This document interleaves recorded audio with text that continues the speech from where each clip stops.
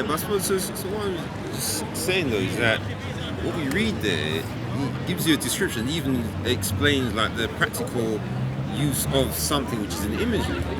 So then, if you have the Eastern Orthodox and Catholics, then come with their own images, but they do it differently from what's in the Bible. Then that's a conflict, though, isn't it? I actually think that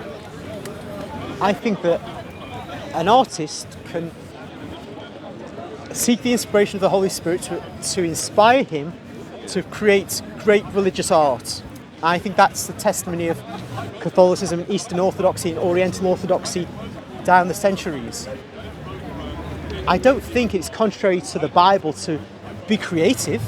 I don't think you have to be using only images that are described in the Bible. I think you're free to use your imagination as a human being to create art. Yeah. And the very act of creativity is one which means something new will arise. And new means not in here. Something that kind of goes against what's in here is another matter. So, for example, say you created, I don't know, an image of Jesus with a pointy tail and horns. This is a blasphemy, of course, but it's a subversive of the images of Jesus in here. I'm not saying you could do anything. You've not got like this 360-degree right to be creative in sacred art, but you can create up to the point where you're not contradicting or being subversive of the images in here. We Catholics have a real issue here.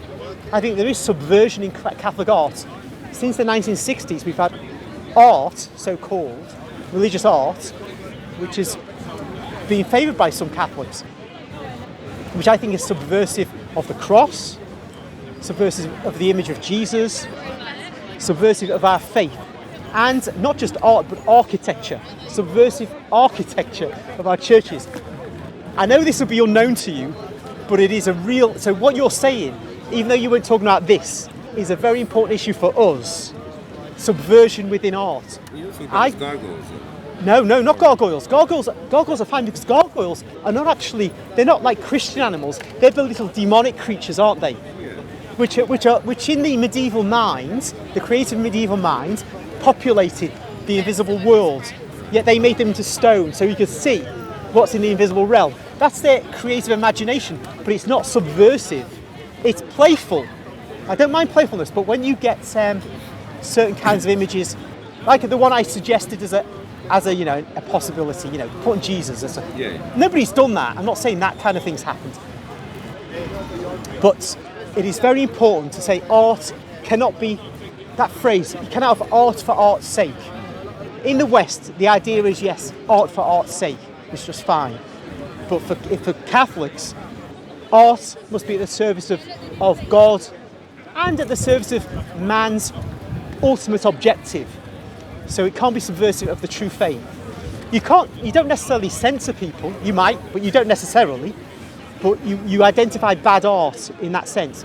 And one of the things that I think is good when we've had creativity in art, it's not subversive, it's not contradicting the faith, it's not blasphemous, and it's made the West this great civilization until recent post-war times when it's just degenerated. There we are.